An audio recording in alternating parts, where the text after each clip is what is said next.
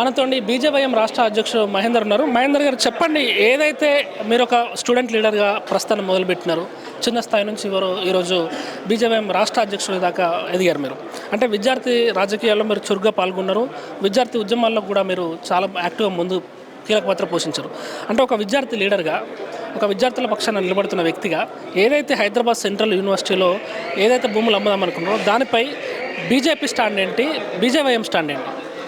ఖచ్చితంగా BJP stand కావచ్చు, BJP stand కావచ్చు. ఏదైతే ఇల్లీగల్గా యూనివర్సిటీ భూములను కాజేసి వేలంపాట వేద్దామని చెప్పేసే ప్రయత్నంలో ఏదైతే రేవంత్ రెడ్డి గారు ముందుకు వస్తున్నారో దాన్ని ఖచ్చితంగా ఒక గతంలో విద్యార్థి నాయకునిగా వ్యతిరేకించడం మేమంతా కూడా ఏదైతే ప్రభుత్వాలు పాలించినప్పుడు ఏదైతే అమ్మకాలకు పెట్టిరో, కబ్జాలు చేసిరో అప్పుడు ఆ పార్టీలకు వ్యతిరేకంగా పోరాటం చేసినాం. ఈరోజు భారతీయ జనతా యువమోర్చా రాష్ట్ర అధ్యక్షునిగా ఉన్నప్పటికీ కూడా మేము ఏదైతే ఇప్పుడు ప్రభుత్వం చేస్తుందో దీన్ని కూడా వ్యతిరేకించి తీరుతాం ఖచ్చితంగా. ఎందుకంటే ప్రజల కోసం, ఏదైతే విద్యార్థుల కోసం, ఏదైతే యువకుల కోసం కేటాయించినటువంటి భూములని ఈరోజు మేము అమ్ముకుంటాం, దాని రియల్ ఎస్టేట్ వ్యాపారం చేస్తామంటే ఎట్టి పరిస్థితుల్లో భారతీయ జనతా పార్టీ ఊరుకునే పరిస్థితి లేదు. ఈరోజు రాత్రికి రాత్రి అనేకమైనటువంటి జేసీపీలను పెట్టి ఆ ప్రాంతం మొత్తం కూడా ఒక ఎడారి ప్రాంతంగా తీర్చిదిద్దడానికి ప్రయత్నం చేస్తున్నటువంటి రేవంత్ రెడ్డి ప్రభుత్వానికి, కాంగ్రెస్ ప్రభుత్వానికి వ్యతిరేకంగా చేస్తాం. ఆ యూనివర్సిటీ భూములను కాపాడుకునే ప్రయత్నం కూడా చేస్తామని చెప్పేసి సందర్భంగా తెలియజేస్తాను. మరీ ముఖ్యంగా రేవంత్ రెడ్డి గారు చేస్తున్నటువంటి పని తప్పు అని చెప్పేసి అడిగినటువంటి సందర్భంలో ఏదైతే అసెంబ్లీ సాక్షిగా జరుగుతున్నటువంటి అన్యాయాన్ని ఎత్తి చూపించినందుకు యువమోర్చా కార్యకర్తలందరూ కూడా విచ్చలవిడిగా లాక్కొని వెళ్ళి పోలీస్ స్టేషన్లో బంధించినటువంటి నీచ చరిత్ర ఈ యొక్క రేవంత్ రెడ్డి గారికి ఉంటుంది. మేము ఈరోజు అడుగుతూ ఉన్నాం, మేము ఎక్కడనో పాడుపడినటువంటి భూముల గురించి మేము మాట్లాడతలేం. యూనివర్సిటీకి ఏదైతే కేటాయించినటువంటి భూమిని దాని మీదే తీసుకోవడానికి అవకాశాలు ఏమొచ్చినాయి. ఈరోజు విశ్వవిద్యాలయం అంటేనే ప్రపంచ స్థాయిలో ఒక గుర్తింపు పొందినటువంటిది. ఎక్కడెక్కడి నుంచో వచ్చి చదువుకుంటున్నటువంటి విద్యార్థులు చాలామంది ఉంటారు. ఆ యొక్క యూనివర్సిటీ అనేది ఎక్స్టెండ్ అవుతూ ఉంటుంది. ఎప్పుడు కూడా విద్యార్థుల సంఖ్య పెరిగినా కొద్దీ ఎక్స్టెండ్ అవుతూ ఉంటుంది. ఎంత భూమి ఉన్నప్పటికీ కూడా ఆ భూమి అనేది సరిపోదు యూనివర్సిటీలలో. అలాంటి యూనివర్సిటీ భూములని కాజేయడానికి మీరు ఎవరిచ్చారు మీకు హక్కు? అగ్రికల్చర్ యూనివర్సిటీ చూస్తే అదే విధంగా చేసినారు, ఇక్కడ ఎస్సీయూ చూస్తే అదే విధంగా చేస్తున్నారు. ఉస్మానియా యూనివర్సిటీ భూములకు ఎట్టి పరిస్థితుల్లో భద్రత లేదు, కాకతీయ యూనివర్సిటీ భూములకు ఎట్టి పరిస్థితి భద్రత లేదు. అంటే ఈ తెలంగాణ రాష్ట్రంలో ఉన్నటువంటి విద్యార్థులు విద్యావంతులు అవ్వడం ఈ యొక్క ప్రభుత్వాలకు ఇష్టం లేదా? ఇప్పుడు ఏంటంటే ముసలి కన్నీరు కలిసి ఇప్పుడు టీఆర్ఎస్ పార్టీ అంటే వస్తున్నా. గతంలో టీఆర్ఎస్ పార్టీ కూడా భూల అమ్మకాలు విపరీతంగా చేపట్టింది, ఎస్పెషల్ హైదరాబాద్ నడిబొడ్డున కూడా.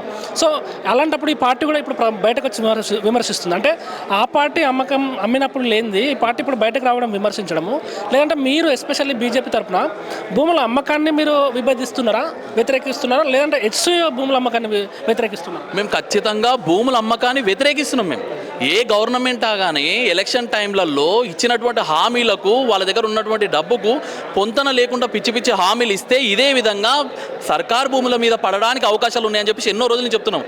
ఎందుకు ఎన్నికల టైంలలో మేము హామీలు ఇవ్వడానికి మాకు రాకనా? కానీ ఇచ్చినటువంటి హామీలకు ఎక్కడి నుంచి తెస్తాం మా ధనం అంతా? ఈరోజు సీఎం స్థాయిలో ఉన్నటువంటి వ్యక్తి ఎక్కడ అప్పు పుడతలేదంటే రాష్ట్రం యొక్క దుస్థితి ఎక్కడి వరకు పోయింది?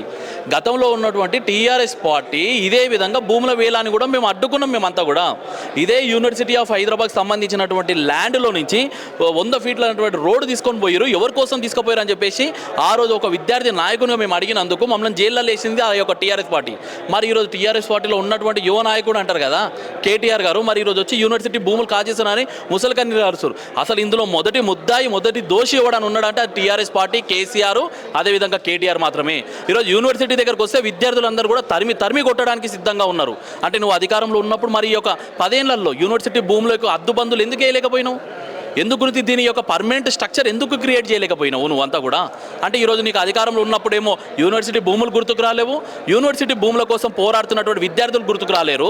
ఈరోజు నీకు అధికారం కోల్పోగానే ఈ ప్రభుత్వం వేలం వేస్తుంటే ఏదో దొంగ నాటకాలు ఆడుతూ ఏదో రాజకీయ పాపం గడుపుకోవడానికి ఇలాంటి ప్రయత్నం చేస్తున్నారు. మేము రేవంత్ రెడ్డి గారికి ఒకటి తెలియజేస్తున్నాం, ఇట్లా విచ్చలవిడిగా భూములు అమ్ముకున్నారు కాబట్టి, విచ్చలవిడిగా తెలంగాణ రాష్ట్రం యొక్క సంపదని పందుకొక్కుల్లాగా తిన్నారు కాబట్టి ఆ పార్టీని బొందబెట్టిరు, ఆ పార్టీని ఇంటికి పరిమితం చేశారు.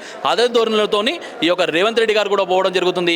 ఆయనకు కూడా రాబోయే రోజుల్లో ఆయన పార్టీకి రెండిట్లకు సమాధి చేసే రోజులు దొబ్బరలో వస్తుంటాయి. ఖచ్చితంగా యూనివర్సిటీ భూములు ఒక మైకు పట్టుకొని సోషల్ మీడియా వేదికను ఎక్కడనో ఆ యొక్క యూనివర్సిటీలలో ఎలాంటి పక్షులు లేవు, వన్యప్రాణులు లేవు, పులులు లేవు, సింహాలు లేవు అనేసి అంటారు. అంటే ఒక సీఎం స్థాయిలో ఉన్నటువంటి వ్యక్తి వన్యప్రాణులు అంటే పులులు, సింహాలు అనుకుంటున్నట్టు.